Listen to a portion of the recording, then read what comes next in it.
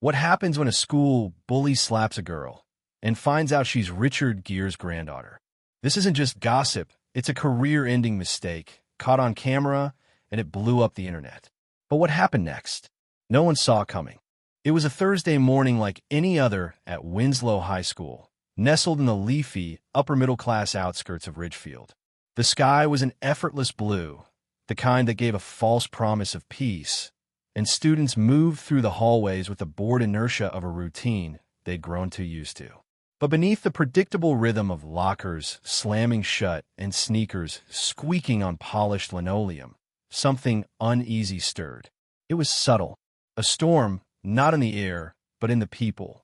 Troy Benson stood at his locker in the East Wing, the kind of kid who was both feared and mocked, though never to his face.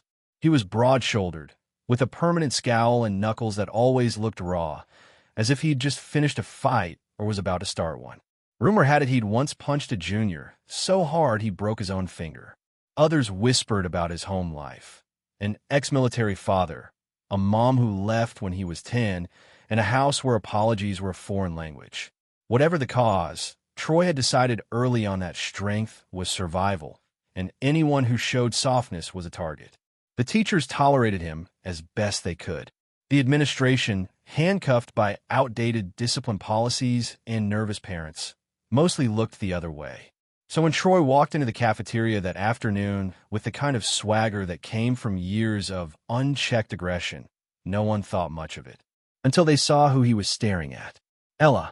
She had arrived quietly just 3 weeks before, slipping into junior year as if she didn't want to be noticed. And yet she was. Always. There was something hauntingly magnetic about her. She had the kind of grace that didn't seem taught, but inherited. An old-world composure that didn't belong in a cafeteria that reeked of French fries and microwaved meat. Her features were soft but sharp in the right places, like a character sketched carefully from memory. She wore beige cardigans, soft gray scarves, and kept her long hair in a thick braid down her back. She never wore makeup, never laughed too loud, never looked rushed. Ella was like a question no one could answer, and for someone like Troy, that made her dangerous. She sat alone, as usual, at the far right table beside the windows. A leather-bound notebook lay open in front of her, filled with impossibly neat handwriting. She wrote between bites of her apple, occasionally glancing up through the glass to the trees outside, as if the world beyond was somehow more interesting than the one she was stuck in. Troy couldn't stand it. Who did she think she was? Acting like she was better than everyone else. Like nothing touched her. Like she wasn't even there. He walked past her once, muttering something obscene under his breath. No reaction. The second pass, he dropped his tray beside her with a clatter and sat across the table. Several heads turned. No one spoke. You always this quiet, or just around people who don't worship you. Troy said, leaning forward. His voice had the same coarse edge as someone tearing cloth. Ella didn't look up. I'm trying to finish something. The way she said it, calm, unbothered, almost musical, rattled him. Finish what? Your little fantasy diary, he said, reaching forward and tapping the cover of her notebook. You write poems or something? Ella calmly closed the notebook and placed it in her bag. What do you want, Troy? Her voice was so measured it made him feel small. He hated that. He'd expected fear, or at least annoyance. But she had none of it. I want you to quit walking around like you're special.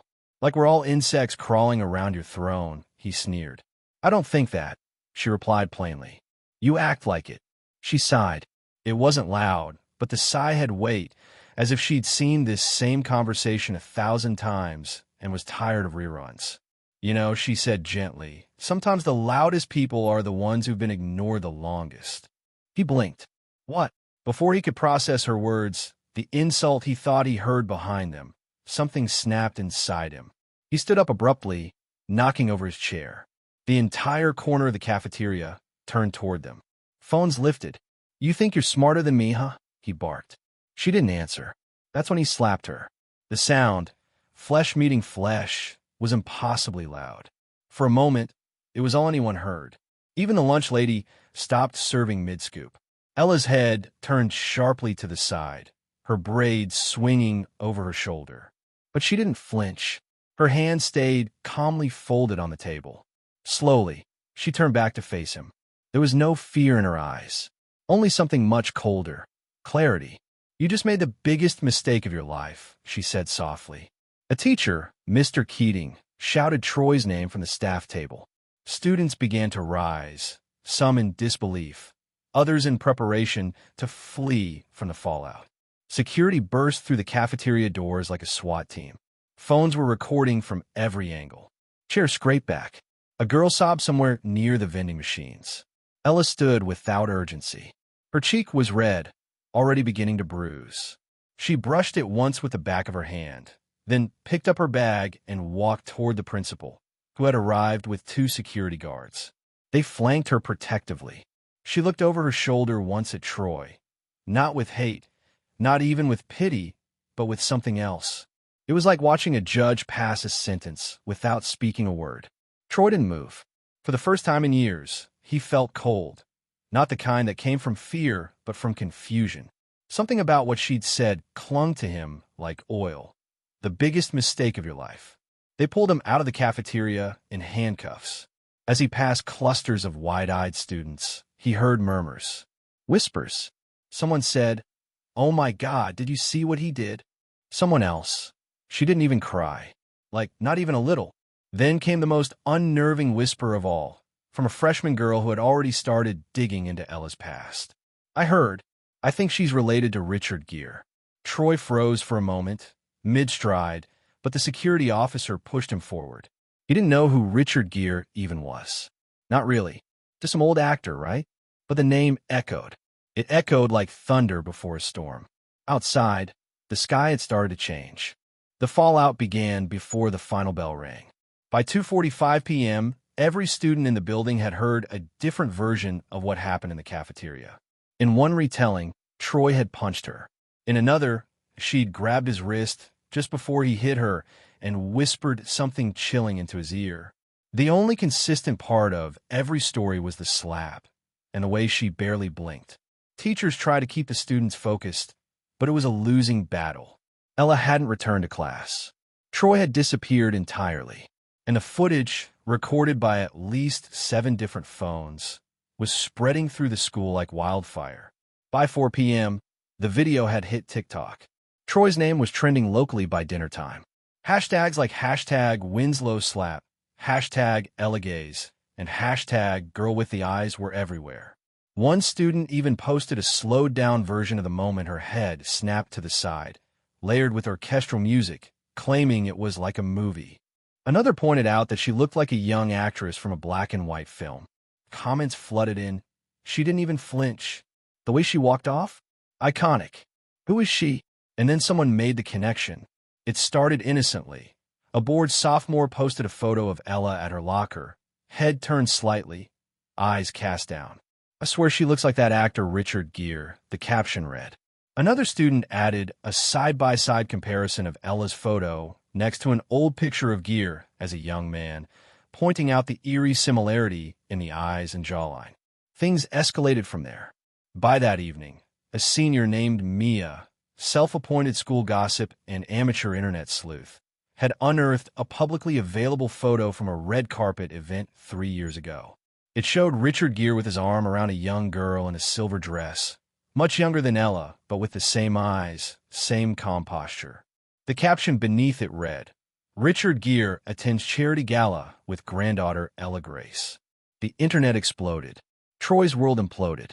He was still sitting in a beige-walled office at the local police station when a uniformed officer handed his phone back to him. The moment it powered on, it vibrated with a relentless stream of notifications. Dozens of texts, Instagram DMs, friend requests, missed calls. His voicemail was full. His brother had texted twice, asking, "What the hell did you do?" When Troy finally clicked on the video and saw his own hand striking Ella's face, his stomach twisted violently. But it was the comments beneath the video that made his blood run cold. "You just slapped the granddaughter of an A-list Hollywood legend. Smooth move. This won't just ruin your rep. This could ruin your life." Richard Gere has lawyer's son.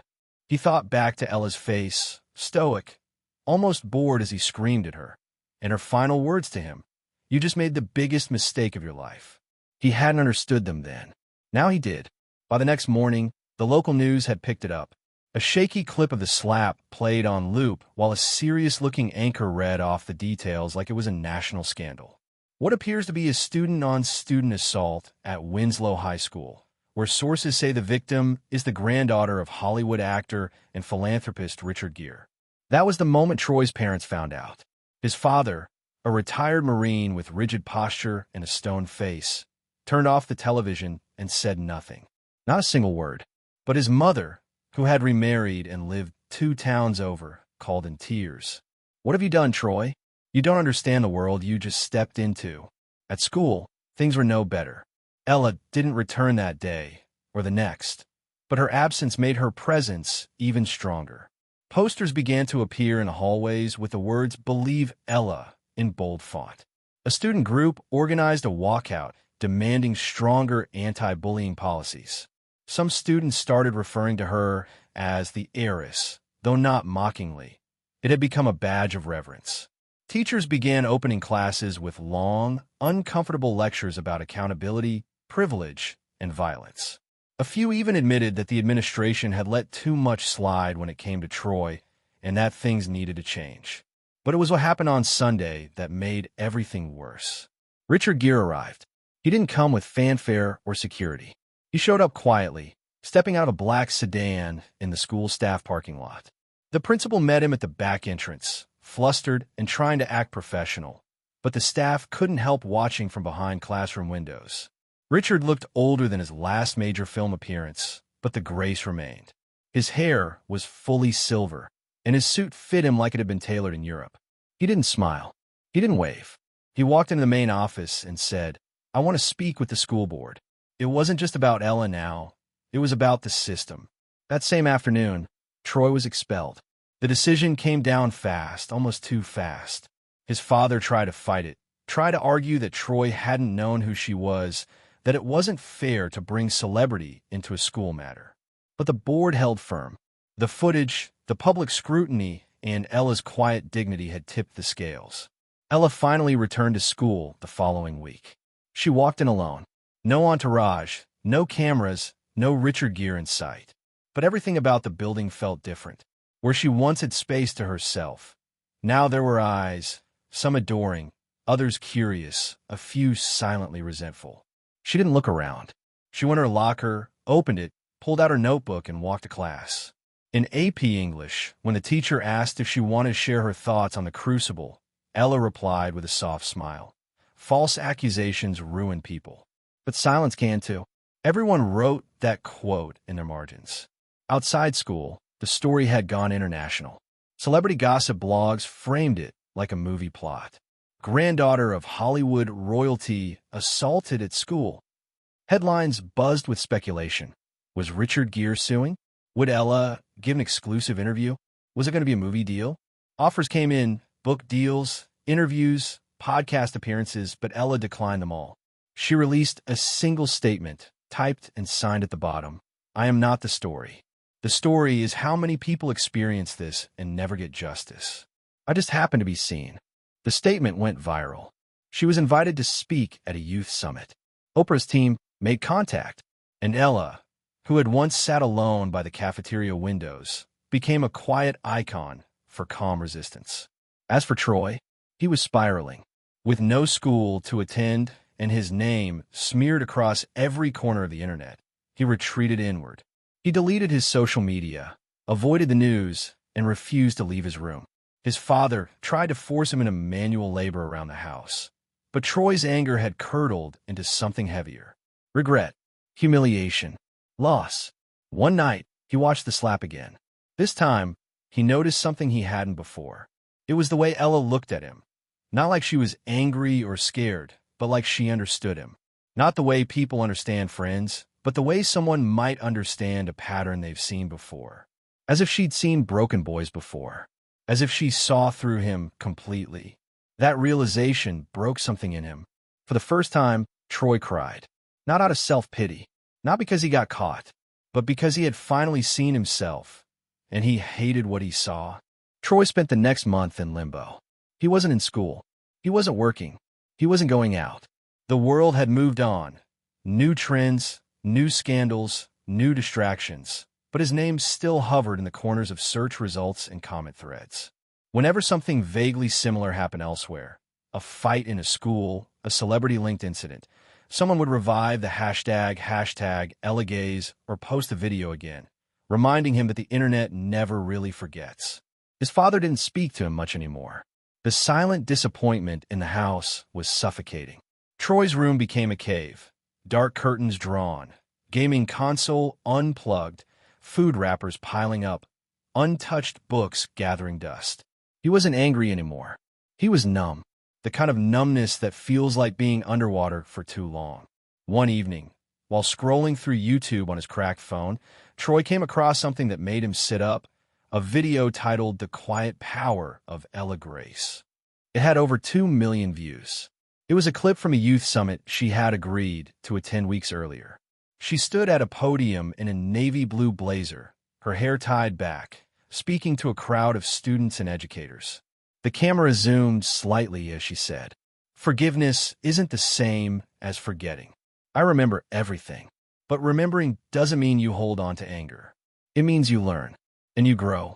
I hope he does too. No one clapped immediately. It was too heavy, too real. Troy watched it 3 times. He stared at her expression, the way she carried herself, unshaken, humble, terrifyingly articulate. She didn't name him, not once. She never said his name in any public appearance, never pointed a finger, never let herself become part of the drama that everyone wanted to feast on. That was the worst part. She could have ruined him further. She didn't. Instead, she'd taken a different path, Grace. That was the real punishment. It was also the beginning of his redemption. Troy didn't know where to start. He couldn't undo what he'd done, but maybe he could at least own it. Not in a performative social media apology kind of way, but something real, something earned. So, he reached out to the school counselor, Mr. Harrows, who'd seen Troy at his worst and had once tried to help him before being ignored. "Sir," Troy wrote in the email, "I want to change, but I don't know how. Can you help?" The reply came an hour later, "Coming Monday, 9 a.m. Let's talk." That Monday was the first time Troy had walked out of the house with a purpose in nearly 6 weeks. Mr. Harrows welcomed him into his office, gave him a seat, and waited for Troy to speak. "I ruined everything," Troy said, "and I think I always kind of knew I would." Mr. Harrows didn't interrupt. He let Troy unravel himself over the course of 2 hours, talking about his father, his need to dominate, his fear of being irrelevant, his shame, his confusion, and the gnawing emptiness left behind now that anger no longer filled him. The counselor listened, really listened, and when Troy was done, he said something Troy didn't expect. That wasn't easy, but it was a beginning. Now let's figure out what comes next. They made a plan. It wasn't glamorous. There was no viral apology video, no documentary, just work, quiet, uncomfortable, personal work. Mr. Harrows connected Troy with a local restorative justice program, where he was paired with a mentor, an older man named Julius, who had once done time for a violent offense in his 20s and had since become a community leader. Julius didn't sugarcoat anything. He made Troy face his actions, trace them back to their roots, and imagine their ripple effects. "I don't care about your guilt," Julius said during one session. "I care what you do after guilt." As part of the program, Troy had to write a letter. Not to the court, not to the school, to Ella. He didn't expect her to respond. He didn't even expect her to read it. But he poured every ounce of honesty he had into it. It took him 3 days.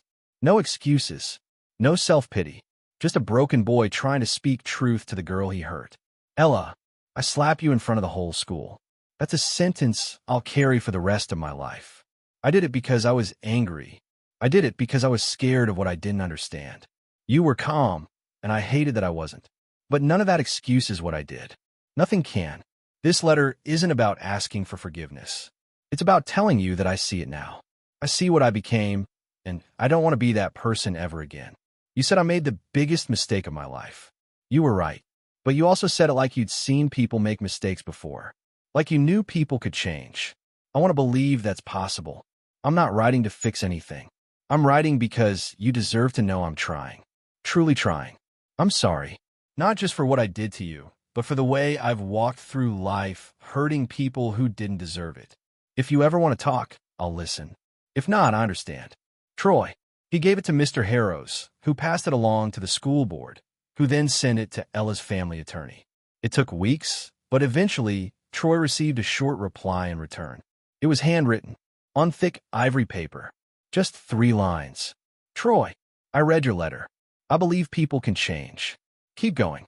Ella. It wasn't approval. It wasn't reconciliation. But it was something. In the months that followed, Troy kept working. He earned his GED through night classes. He started volunteering at the same community center where Julius mentored troubled teens. He took a part-time job stocking shelves at a grocery store. The fame had faded, but the lesson had not. Ella went on to graduate with honors. She delivered the commencement speech, not because she was Richard Gere's granddaughter, but because her GPA and leadership earned it. She spoke about silence, resilience, and choosing who you want to be even when no one's watching. Richard Gere sat in the crowd like any proud grandfather, camera in hand, smiling gently. After the ceremony, he approached Mr. Harrows and said quietly, "Thank you for helping him." Not many people would have bothered. Mr. Harrows looked surprised. "You mean Troy?" Richard nodded. "Ella told me what he's been doing. She believes in second chances. It's one of her most dangerous qualities." They both chuckled. There was no lawsuit, no public feud, just 2 people, one who had been hurt and one who was trying to become someone worth forgiving. Months later, a journalist reached out to both Troy and Ella for a feature on restorative justice. Neither agreed to be interviewed, but they did approve a closing statement to appear at the end. This isn't about fame.